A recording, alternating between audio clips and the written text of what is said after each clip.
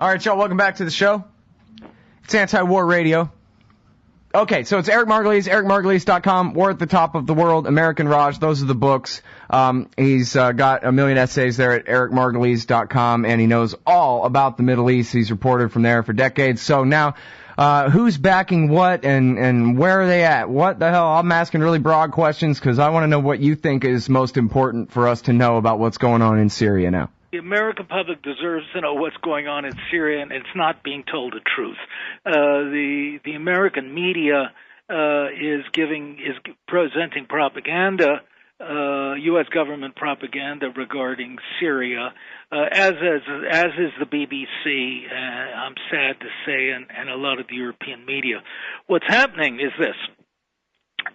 There's been simmering revolt against the Assad regime for decades.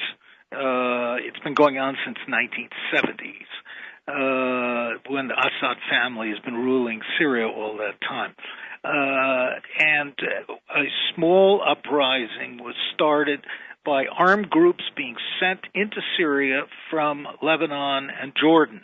These groups were armed and organized by Western intelligence services, Saudi Arabia, Qatar, probably Israel. And their idea was to overthrow the Syrian government.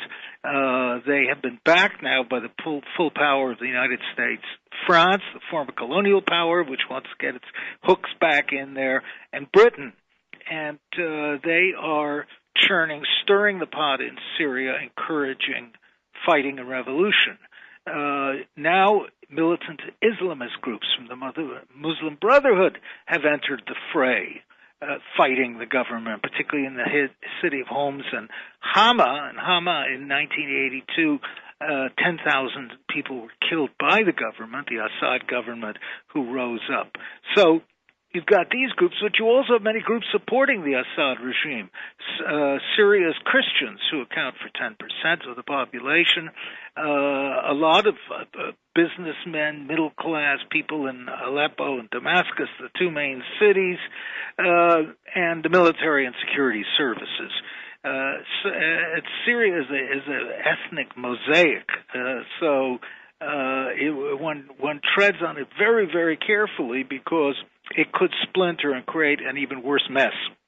Is that then what the Americans are going for, the splintering? Well, initially, no. Under Bush and Cheney, I'm reliably informed, there was a plan to get the Israelis to invade Syria and overthrow the Syrian government. It had a lot to do with the war that Israel was waging in Lebanon. But finally, somebody with some brains in the administration said, well, wait a minute, if we overthrow Assad, who's going to take power? And some expert came up and said, well, the Muslim Brotherhood, and the minute the word Muslim in the Bush White House was a kiss of death. So the plan was aborted. But Hillary Clinton is much more cosmopolitan than those old right-wing hicks in the Bush regime, right? No, that's right, and she's looking for certain special interest votes when she does for her presidential ambitions.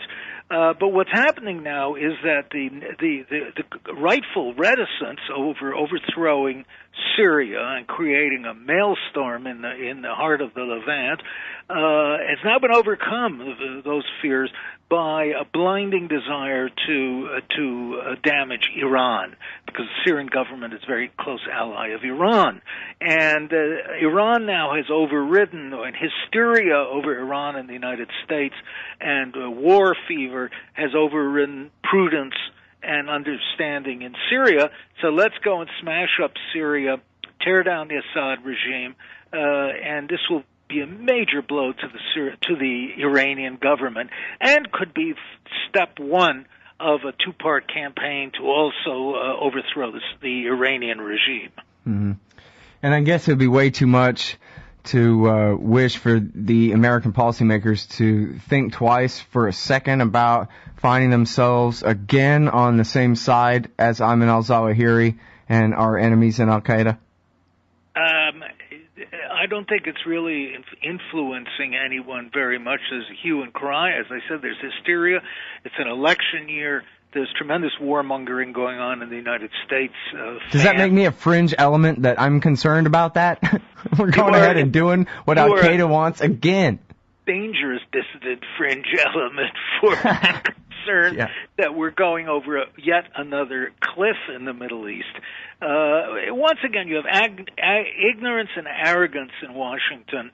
People don't understand Syria. They don't understand what's at stake. The few people in Washington who do understand are not listened to. And so we're entering a very dangerous area. We are moving towards intervention. Now, the Bush administration authorized money to overthrow the Syrian government. It's in the congressional record. How much more have we been pouring into anti-government groups and propaganda?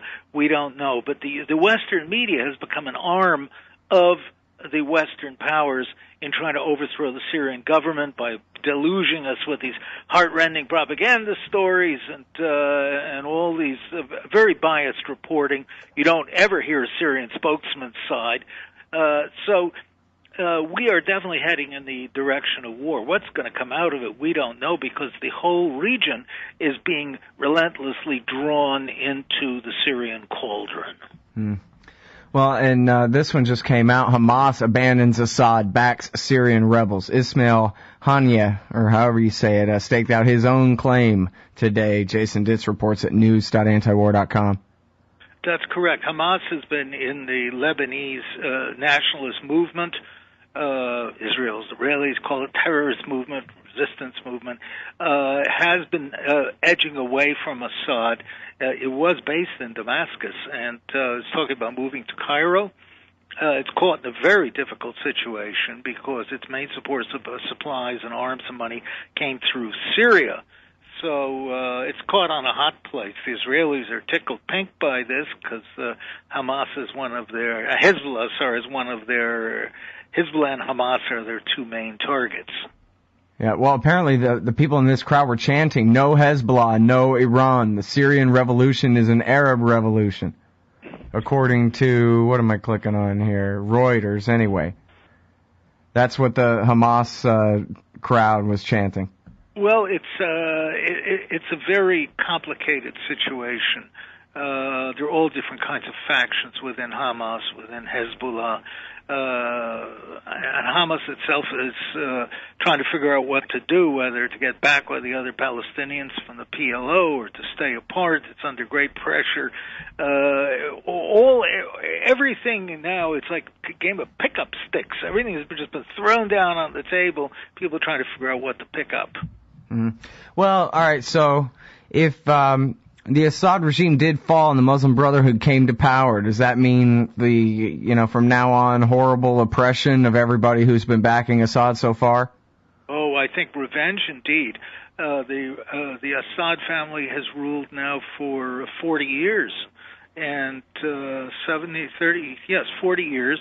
Has been extremely brutal. I mean, I've dodged the Syrian secret police myself enough times to know what a ruthless place that is. It's a real police state. They have 17 different overlapping police forces, secret police. And a lot of people are angry and they want revenge. So it's going to be a bloodbath if the Sunni majority takes power. All right, we'll have to hold it right there as we go out to this break. It's Eric Margolis, a longtime reporter from the Middle East, and on the phone from Canada. We'll be back after this. All right, y'all, welcome back. It's Anti-War Radio. And like always, we're on the phone with Eric Margolis, this time talking about Syria. And, we kind of get stuck in a bind. Being individualist at a time like this, Eric, at least the way it seems to me. I'm always in favor of anyone overthrowing their government because I regard all governments as illegitimate, and I want to see secession down to the last man on earth. There'll probably be 20 billion of us by then or something, as long as it'll take to get there. But so I always favor anybody revolting, and yet not all revolutions go smoothly, and a lot of times they make things much, much worse. Just as far as that goes. And then the other thing is I don't want my own government to exist, and I sure as hell don't want it over there arming Lord knows who to go and drum up a civil war. And I mean, I don't know if you saw the headline on antiwar.com today, the way Jason Ditz wrote it anyway, was Clinton, Syria rebels will find arms one way or the other. And that's pretty much what she said. Like, don't worry, there's covert action going on right now. We're going to make sure that the Alawites die or whatever she might as well have said. And so, you know, how to be on the side of a revolutionary but against everyone who's helping them. Well, I'm revolted too. You know, I was in Tahrir, in Egypt, in Tahrir, Cairo's Tahrir Square recently, waving a revolutionary banner with the revolutionary crowds there. I'm a revolutionary at heart like you too.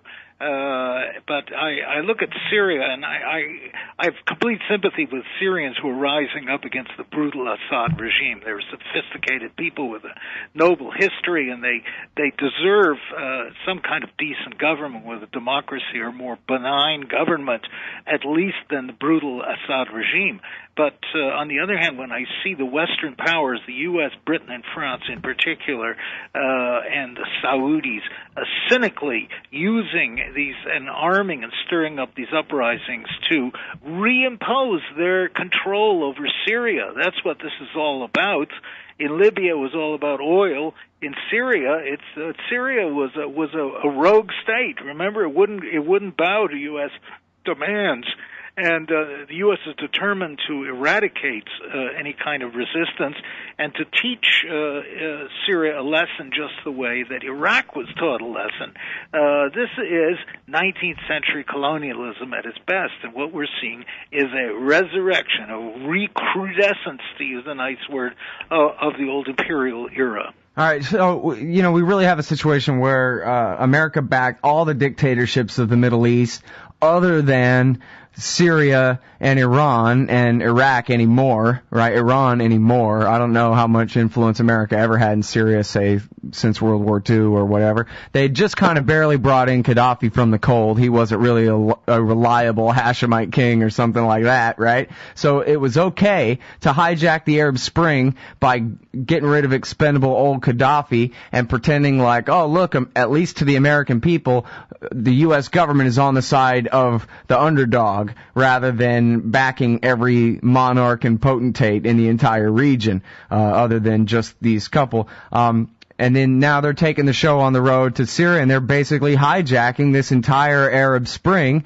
and making really the rebels of Tahrir Square and the rest of them all just suckers, helping just, you know, they're extras in another set of color-coded revolutions for the American empire. Am I overstating it too badly or what? No, we are watching a counter-revolution led by the former Western colonial or existing Western colonial powers to reestablish Western control over the oil-producing Middle East. There's no doubt about it.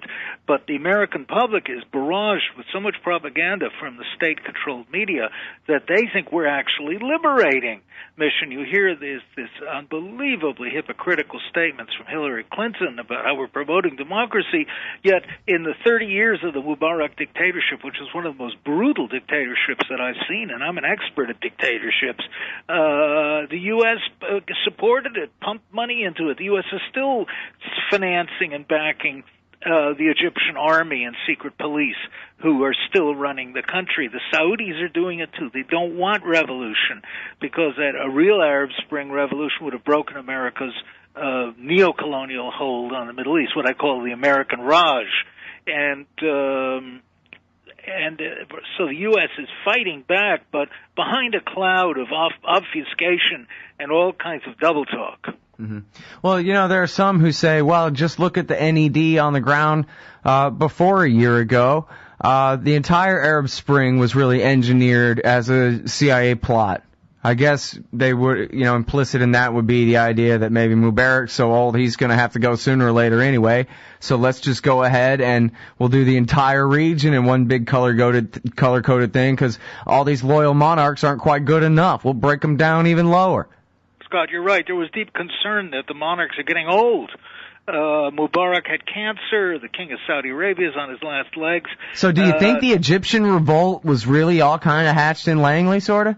No. Or a lot? but that's way beyond the capabilities of the U.S. now. It was a genuine revolution. People in Egypt, as I just saw, are seething with fury. They have been for years. But the police state run by Mubarak and his U.S. advisors, shades of the Shah back in the 1970s, was as ferocious, and it suppressed everything. But all of a sudden, one day things just got out of hand, and there was a wide-scale explosion in Egypt, as there would be in other Arab countries. It's not just about politics. It's about economics. It's about too many young people and no opportunities. But there are tremendous pressures in these Arab countries, and there's intense hatred for the United States, which is viewed as the overarching colonial power who's keeping its control over the region. Osama bin Laden kept saying his number one target wasn't the World Trade Center of the United States. The number one target were Arab despots. Yeah. Well, during this whole time, I've thought of especially your article when reviewing Michael Scheuer's brand new book when he was still anonymous, the author of Imperial Hubris, where it's, this is what I'm trying to tell you, by Eric Margolis, I think was the exact title or something like that, where, and speaking, here's al-Zawahri taking advantage and getting in on the revolution in Syria. This is his whole plan, is to bankrupt the United States, bog us down, drive us out eventually, and radicalize the whole population. And, the economic part is just the thrown-in kind of bonus part of the reaction, because the empire had to debase the dollar and everybody else's dollars, because they always inflate to keep up with us in order to keep the trade balances and all that kind of thing, right? They had to inflate to wage, for example, the bonus war, the unexpected gift to bin Laden in Iraq. And the guys who are now al-Qaeda in Iraq, which didn't exist then but does now and is on its way to Syria now. This is exactly what al-Qaeda wanted. Dick Cheney worked for them all along. Little did the conspiracy theorists know. I wish we'd stop, in fact, using even the term al-Qaeda. It barely exists.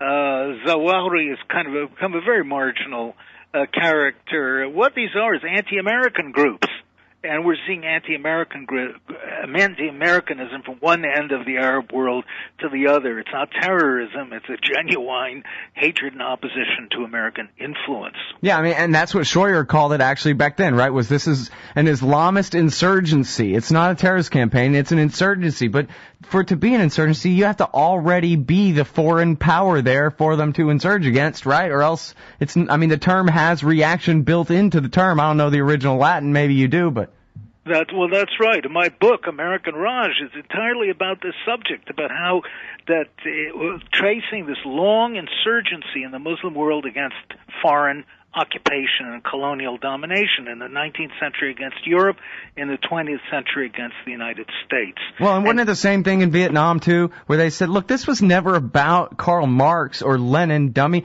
This is about kicking you white people off of our little strip of land here where you don't get to tell us what to do anymore. Well, not to go off target on this, but I was in the U.S. Army during the Vietnam War. I know. I remember quite vividly, Scott, that we really believed at the time in the domino theory, and that Vietnam was only the first step of total communist takeover of Southeast Asia. We didn't know that the Russians and Chinese were split, and that it was all a bunch of baloney, but we really believed it. So some of what was done in Vietnam was done out of mistaken belief, not out of any kind of imperial master plan. But to the Vietnamese you were fighting, it was all the same. Quite right. That we were the outsiders. We were ferocious, ruthless, dropping poison on their country and cluster bombs. And I love my country, America, but I keep being horrified by how quite ruthless we are in our foreign wars. Afghanistan being the latest.